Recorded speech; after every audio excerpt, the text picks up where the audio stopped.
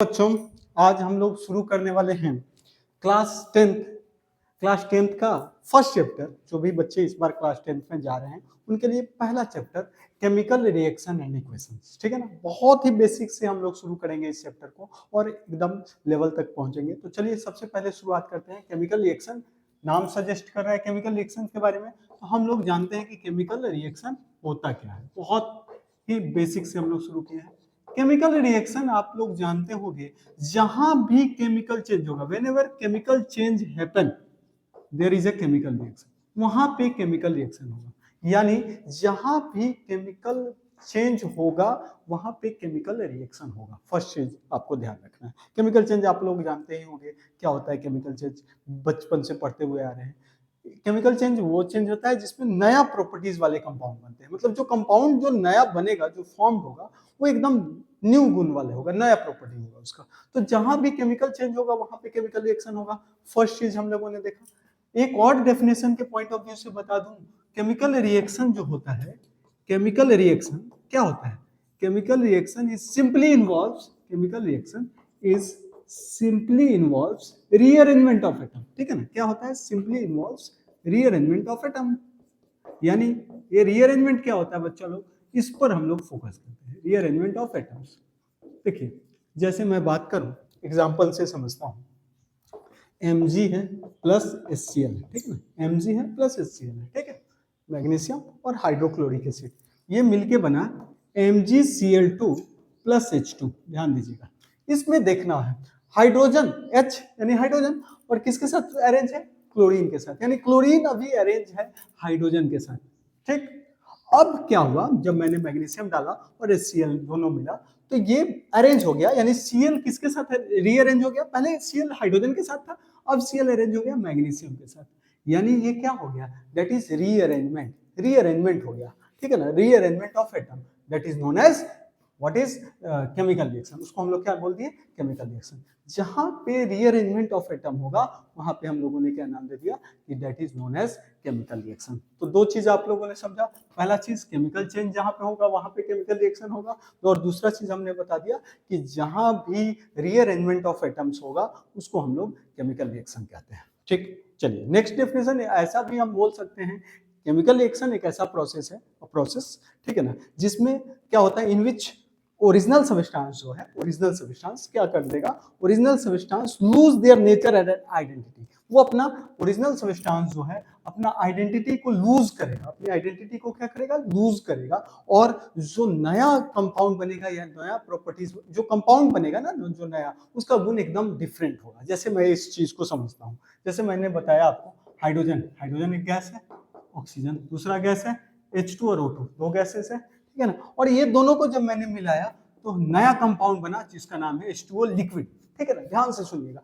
ये hydrogen gas, oxygen gas और एक कंपाउंड जो बना वो एकदम नया बना, एकदम डिफरेंट गुण का बना। ठीक है ना। हाइड्रोजन एक क्या होता है? कंबंसिबल गैस है, जलने वाला गैस होता है। ऑक्सीजन क्या है? सपोर्टर ऑफ कंबंसन, किसी भी चीज को जलाने में मदद करता है। और H2O एकदम अलग कंपाउंड है, ठीक है ना। तो ये देख लो, गैस गैस और लिक्विड बन गया। तो ये क्या होता है कि हम बोल सकते हैं कि जिस प्रोसेस में क्या होता है, original substance lose their identity and nature, ठीक है। और जो कंपाउंड फॉर्म होता है, न्यू कंपाउंड, उसकी जो आइडेंटिटी होती है वो ओरिजिनल सब्सटेंस से जिससे वो मिलके बना है उससे एकदम डिफरेंट होती है। तो तीन तरह का हम लोगों ने डेफिनेशन पढ़ दिया। ठीक, चलिए अब नेक्स्ट हम लोग पढ़ेंगे कि केमिकल रिएक्शंस हम लोगों ने देखा। तो केमिकल रिएक्शंस के बाद हम लोग पढ़ने वाले हैं केमिकल इक्वेशंस। बट सबसे पहले हम लोग ये जानेंगे कि केमिकल इक्वेशंस में से पहले कि हमारा कैरेक्टर्स क्या होगा, रिएक्शंस का कैरेक्टरिस्टिक्स कैसा होता है, तो उसको हम लोग समझते हैं। कैरेक्टरिस्टिक्स ऑफ केमिकल रिएक्शन, फटाफट हम लोग उसको भी देख लेते हैं। ध्यान दीजिएगा एकदम। तो हमारा टॉपिक है कैरेक्टरिस्टिक्स ऑफ केमिकल रिएक्शन, ठीक है ना। केमिकल रिएक्शन का कैरेक्टर, ठीक, तो बहुत ही बेसिक तरीके से हम लोग इसको देखते हैं। फर्स्ट, अगर किसी भी केमिकल रिएक्शन में अगर हम लोगों को कहीं दिखा, देखो ध्यान से, अगर इवोल्यूशन ऑफ गैसेस हो, क्या हो? इवोल्यूशन ऑफ गैसेस हो, ठीक है ना। अगर कहीं गैसेस का इवॉल्व होता है तो हम समझ जाएंगे कि वहां पे क्या हो रहा है, केमिकल रिएक्शन हो रहा है, ठीक है ना। इवोल्यूशन ऑफ गैसेस, सिंपल सा समझिएगा। इवोल्यूशन ऑफ गैसेस, जैसे अभी जो एग्जांपल लिए थे उसी को देख लो, magnesium plus hydrochloric acid, magnesium solid है, हाइड्रोक्लोरिक एसिड मैंने मान लिया एक्वस है, ठीक। एक्वस मतलब आपका एक्वस सॉल्यूशन यानी वाटर का सॉल्यूशन, ठीक है ना, जलीय विलयन हिंदी में बोले तो। देखो मैग्नीशियम और हाइड्रोक्लोरिक एसिड को मिलाया तो मेरे पास बना मैग्नीशियम क्लोराइड, ठीक है ना, और साथ में हमारे पास कौन सा गैस निकला, हाइड्रोजन गैस इवॉल्व हो गया, निकल गया। तो अगर हाइड्रोजन गैस या कोई भी गैस बन के तैयार होकर निकले किसी भी चीज से, तो हम समझ सकते हैं कि वहां पे केमिकल रिएक्शन हो सकता है। तो that is the first characteristics of chemical reaction. Chemical reaction का पहला कैरेक्टरिस्टिक्स हमने देखा कि अगर इवोल्यूशन ऑफ गैसेस हो तो दैट मीन टू से this is characteristics of chemical reaction. दूसरा हम लोग अगर स्टेट चेंज हो जाए, चेंज इन स्टेट, अगर कहीं भी स्टेट चेंज हो रहा होगा तो हम समझ सकते हैं कि वहां भी केमिकल रिएक्शन हो सकती है। जैसे ध्यान दीजिए, इससे पहले वाला ही एग्जांपल ले लेते हैं, H2 gas plus O2 gas gives H2O, this is liquid. तो गैस गैस और यहाँ पे क्या हो गया, लिक्विड। तो देखिए गैस है, ये लिक्विड है, तो यहां से हम क्या समझ गए कि भैया ये क्या होगा, अपना स्टेट चेंज कर रहा है, गैस से लिक्विड में चेंज हो रहा है। तो स्टेट ऑफ चेंज हो सके तो हम कह सकते हैं कि वहां पे कि क्या हो रहा है, केमिकल रिएक्शन हो सकता है। That is the second. ठीक, third one is change in temperature. अगर टेम्परेचर में चेंज आ जाए तो हम बोल सकते हैं कि बच्चों कि केमिकल रिएक्शन हो सकता है, ठीक है। टेम्परेचर में दो तरह से चेंजेस होते हैं, ठीक। एक, अगर ध्यान से सुनना, एक हम लोग इसी में बात कर देते हैं एक्सोथर्मिक रिएक्शंस के, और एक होता है इंडोथर्मिक। क्या होता है एक्सो और इंडोथर्मिक में, कुछ देखो ध्यान से। एक्सोथर्मिक रिएक्शंस क्या होता है, ऐसा रिएक्शंस, ठीक है ना, जिसमें हीट रिलीज हो, ठीक है ना, क्या हो, हीट रिलीज होगा, इसमें से क्या होगा, हीट रिलीज होगा। सब डिटेल में हम लोग देखेंगे, अभी बस मैं बता रहा हूं कि अगर हीट रिलीज भी होगा तो हमको क्या टेम्परेचर में चेंज महसूस होगा, फील होगा, तो हम समझ जाएंगे कि भैया वहां पे केमिकल रिएक्शन है। कुछ ऐसे रिएक्शन होते हैं जिसमें हीट की जरूरत पड़ती है, heat needed, that is also a what, this type of reaction is known as endothermic, ठीक। तो एक रिएक्शन हो गया एक्सोथर्मिक रिएक्शन, एक रिएक्शन हो गया इंडोथर्मिक रिएक्शन। तो जिसमें हीट रिलीज हो दैट इज एक्सोथर्मिक। जैसे एग्जांपल को तौर पे मैं बता दूं, कैल्शियम ऑक्साइड है, ठीक है। तो कैल्शियम ऑक्साइड को मैंने वाटर के साथ मिलाया और ये बन गया कैल्शियम हाइड्रोक्साइड, ठीक है ना, चूना, क्विकलाइन, वाटर, कैल्शियम हाइड्रोक्साइड, और साथ में हीट निकलता है इसमें।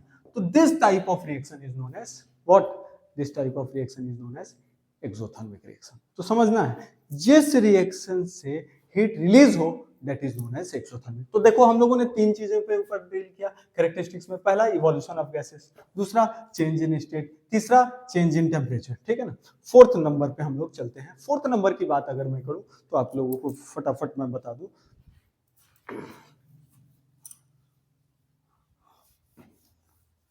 अगर किसी भी रिएक्शन में, ठीक है ना,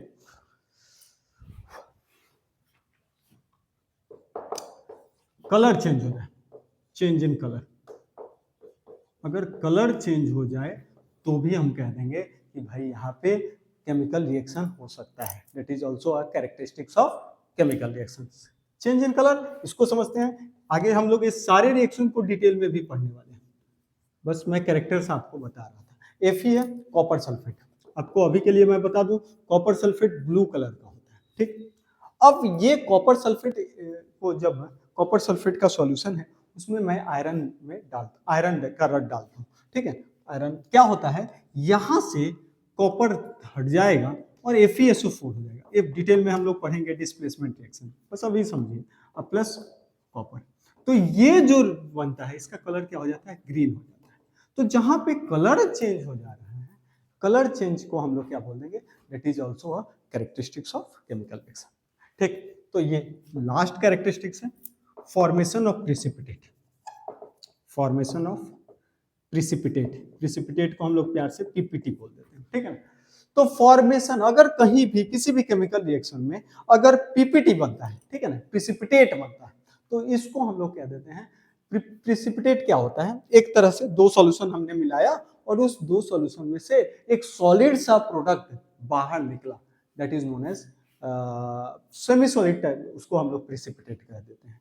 और उस तरह के रिएक्शन को हम लोग क्या बोल देते हैं, प्रेसिपिटेशन रिएक्शन। जैसे आपको मैं बताऊं, NaCl है, NaCl एक्वस सॉल्यूशन मैंने ले लिया और AgNO3 ले लिया, silver nitrate, NaCl sodium chloride और AgNO3, ठीक। और इन दोनों को मिलाया तो हमको मिला AgCl का सेमी सॉलिड पीपीटी को मैं नीचे से एरो डाल दिया, ठीक है ना, सी का पीपीटी बन गया और ये जो बना साथ में NaNO3। रिएक्शन हम लोग देखेंगे कैसे बनता है, ये डबल डिस्प्लेसमेंट है, आगे हम लोग जस्ट देखने वाले हैं। तो मैं पहले आप लोगों को कैरेक्टर्स बताया, टोटल हमने 5 तरह के कैरेक्टरिस्टिक्स के ऊपर डील किया। पहला, अगर बच्चों इवोल्यूशन ऑफ गैसेस हो, किसी भी केमिकल रिएक्शन में गैस इवॉल्व हो तो हम लोग बोल सकते हैं कि वो क्या है, वो आपका कैरेक्टर्स है। पहला कैरेक्टर हमने वो डील किया केमिकल रिएक्शन का। दूसरा हम लोगों ने बात किया कि अगर चेंज इन टेम्परेचर हो जाए, अगर टेम्परेचर चेंज हो जाए तो हम लोग कह देंगे कि भैया कैरेक्टरिस्टिक्स ऑफ केमिकल रिएक्शन है ये भी। टेम्परेचर में हम लोगों ने 2 तरह से बात किया, कौन कौन, एक हम लोगों ने बात किया एक्सोथर्मिक जिसमें हीट रिलीज होती है, और एक हमने बात किया इंडोथर्मिक जिसमें हीट की जरूरत पड़ती है। 2 तरह से हम लोगों ने टेम्परेचर के ऊपर बात कर लिया। अगर स्टेट चेंज हो रहा है, सॉलिड से लिक्विड, लिक्विड से गैस, ऐसा कुछ हो रहा है तो वो भी आपका कैरेक्टरिस्टिक्स है केमिकल रिएक्शन का। उसके बाद हम लोगों ने देखा चेंज इन कलर, अगर कलर चेंज होता है किसी भी केमिकल रिएक्शन में तो हम बोल सकते हैं कि भैया वो क्या है, केमिकल रिएक्शंस हो सकता है वहां पे, ठीक। फिर हम लोगों ने बात किया फॉर्मेशन ऑफ प्रेसिपिटेट, किसी भी केमिकल रिएक्शन में अगर प्रेसिपिटेट बन रहा है, ठीक है ना, प्रेसिपिटेट एक क्या था, जब 2 सॉल्यूशन को मिला रहे हैं तो उसमें एक सेमी सॉलिड टाइप का चीजें निकल के बाहर आ रहा है, तो that is known as precipitate, और फॉर्मेशन ऑफ प्रेसिपिटेट हम लोगों ने उसको बोला। तो यहाँ तक हम लोगों ने क्या पढ़ा, कैरेक्टरिस्टिक्स ऑफ केमिकल रिएक्शन। इसके बाद की चीजें हम लोग नेक्स्ट क्लास में डील करेंगे। ये था, थैंक यू, मिलते हैं अगले क्लास में।